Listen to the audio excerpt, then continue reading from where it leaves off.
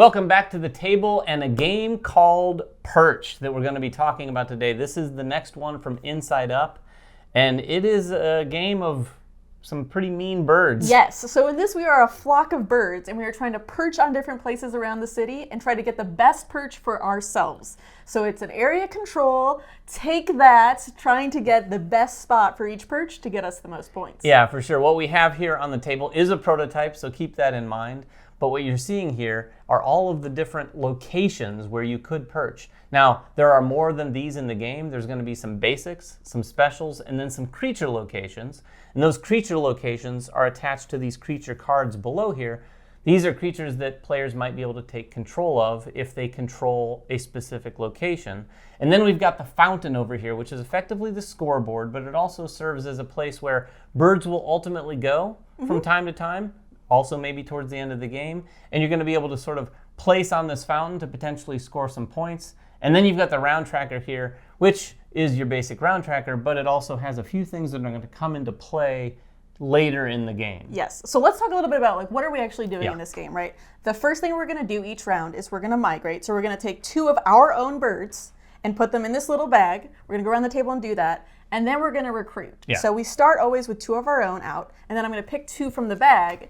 Will they be your 2? Will they be my 2? Oh, one of them was mine. One of them. One of them was Red's. Ah. And these are the 4 that I'm going to get to perch this round. Yeah, so you're not always just placing your birds, which is really cool. And I got 2 of my birds. Oh, wow, that's a lot of control. That can happen. But what's interesting about a lot of these locations is that when you then perch, which is the next portion of the game and is the meat and potatoes of this game, players are going to, one at a time, place a bird around the table in turn order on one of these locations. Now, you might think, well, this is boring. You're just trying to place a lot of birds in one location. That's not necessarily the case, because some of the locations, like this one right here, if you have the most birds, you're only getting 1 point during scoring. Yes. If you have the least birds, you're getting 3, but you have to have at least a bird there for it to count. What's interesting too is that ties in this game, if you're tying, so if I have 2 birds, David has 2 birds, and then a third player only has 1, we tie for first, so we both score nothing. Yeah. We also then score nothing for second,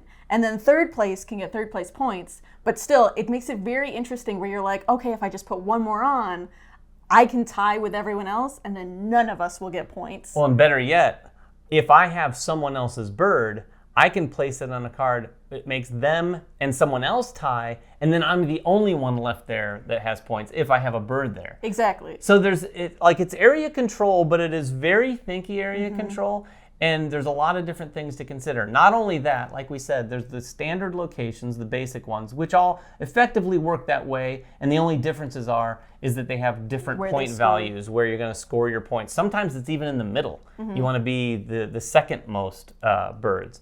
Then there are some locations that have these nests. The nests are going to be signified at the bottom right-hand corner of those locations. You put them out at the beginning of the game, and when you place there, if you want to, and you typically do, you can place a bird in the nest. The nest is going to count for scoring purposes and other purposes as an additional bird. So if I place a bird there, it's effectively like I have 2. And as you can see, some of the locations have 2, some have 1, and then other locations don't have any nests. Yeah, and you only have 1 stack per location, right? So if I start on a nest, the rest of my stack is going to be on that nest. Unless for some reason something crazy in the game gets rid of your bird, which crazy things can happen later on. 100%. And then the other locations, there's some special locations that do very specific actions. For instance, the high perch here, it says during upkeep, the player to the left of the person with the most birds at this location becomes the first player. Oh. This is a really interesting thing. And a lot of the special locations, like we said, they come out different in each game. There's a stack of special locations that Emily has here that aren't even in this game. There's this one called the Happy Bird Bath that says draw 3 birds, keep 2, and return the extra to the bag. Yeah, so they just add these extra variables where, like we said, it's not just as simple as like, well, I'm just going to get the most birds on a location. Yeah. You got to take into consideration the points at that location, and then you want to look at that and go, okay, how's that going to work? Okay.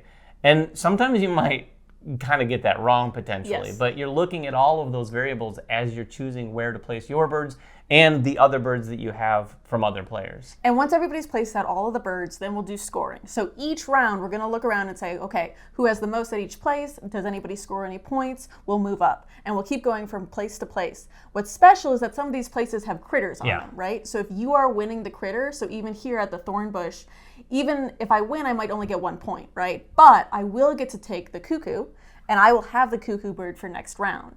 Each of these critters has different ways that they move around the map and change who's perched where or what's going on. So you get to read each one of them and say like, okay, I'm going to do this now in a bonus action in the next round. Yeah, the creatures do wildly different things, and they even have different movement abilities that are all conveniently located right here on the card. But having control of those is interesting because the creatures are going to move around the board for sure. And what you have to remember is you want control of their original tile. Yes. It's not where they're at, but they will move around. So once you take back control or take control from someone else, then during upkeep, you will take control of that creature. So those are going to keep bouncing around a little bit. And again, it's just yet another variable to consider because those guys can be used on that player's turn either before or after they place a bird to really sort of jack things up. Yes, definitely. The last thing we do in upkeep is we change the player order, right? Based on who's in last, who's in first, we're going to change which order we're going in. And that really keeps everyone on their toes, right? Because when you go last in a round, that means you have the last chance to place a bird somewhere. It's powerful. It is very, very powerful because you get to see everything else on the board and say like, okay, I'm going to make this change. So the way they do that really keeps it so everyone's kind of coming closer and closer together as you're scoring throughout each round. Yeah, whoever's lowest on the score is going to go last in the next round. So whoever's highest score goes first, which is not an incredibly weak position, but it is better to be able to place last, in my opinion. And all your birds are staying there from round to round. So you can say like, okay, I run that one last round, but now this round, everybody sees how powerful that was. I got 5 points from it, and now everybody's eyeing me being like, we're not going to let her get 5 points again next round. Yeah, that last player is typically able to do something that benefits them. Yes. It may not be exactly what they wanted to do, but you're going to be able to look at the whole board and think, okay, no one else is going to be able to do anything. Yes. I will do this, and then we're going to be scoring, so we're all set. Yes. Yeah, the game is really interesting. You go through 5 rounds of this, and in round 4, something happens, and in round 5. In round 4, everyone's going to get one of these birdhouse. It's a little roof, and from that point forward, on your turn, you can add a roof to one of the stacks of birds. It can be your stack of birds, or it can be someone else's. You might be asking, why would you want to do it in 2 different ways? Well, they do a few different things. One, you cannot build on that stack in that location anymore. So if you want to control someone, you might put the birdhouse on them so that they can no longer build there. However, it also protects you from zapping, which is this other token that everyone's going to get in round 5. When you zap, it's going to take a bird away. And if there's a birdhouse on a stack, they are immune to zapping. So you can kind of like put it on your stack to sort of lock your situation in. Yes. It's a very interesting mechanic that can sometimes backfire on you again because you might do that and you can't build anymore there. So then someone else builds past you. And it also counts as an extra bird as well. It does. What's interesting is you only get 1 birdhouse and 1 zap. Yeah. So for the rest of the game, you're trying to think of like, where's the most advantageous place for me to put it? And in each time I perch, I get 1 bonus action. So I can either do the birdhouse or the zap or one of my creatures I'm controlling. So at the end round, you really have to remember like, I got to do 1 thing per turn so that I can use all of them effectively. That is very true. It is one of those things where you look at the pace and the economy of those bonus actions that you want to take.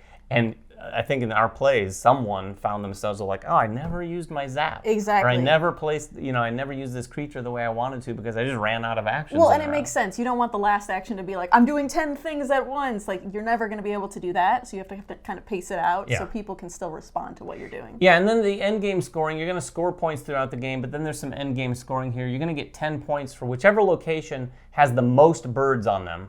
Whoever controls that is going to get 10 points. Then you've got 3 points per creature that you control at the end of the game.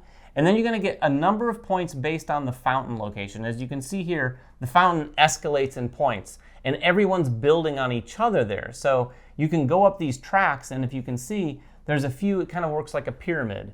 everything has to be supported. So when you place a bird, it has to have birds under it to support it, and that kind of branches at a certain point. So to get up at these higher levels for these higher points, plenty of birds have to have already been placed there. Yeah, and the way you get things in the fountain too is like there's special locations that allow things to go into the fountain, but also like we talked about those zaps. When you zap that bird, it's not just dying, right? No. It's going to the fountain now to get some water. You get to place where it goes on the fountain. So I might be zapping David's, and I'm essentially giving David points because Right. I'm putting him somewhere in the fountain. Or if I zap my own, I might want to try to put it in the highest one so I give myself some extra points that way. Exactly. It's interesting. And then there's a bottom area too where some birds can go. Those will all be worth 1 point Yes. regardless of where they are, but some birds can, from a variety of reasons, come over here below the fountain. And the last thing we're scoring, right, is the objectives. So Yeah. at the beginning of the game, we got 2 objective cards and we were able to choose one. Some of these definitely are harder than others, but they're worth more points. So it could be that last little thing at the end of the game where you're like, oh, neck and neck and neck,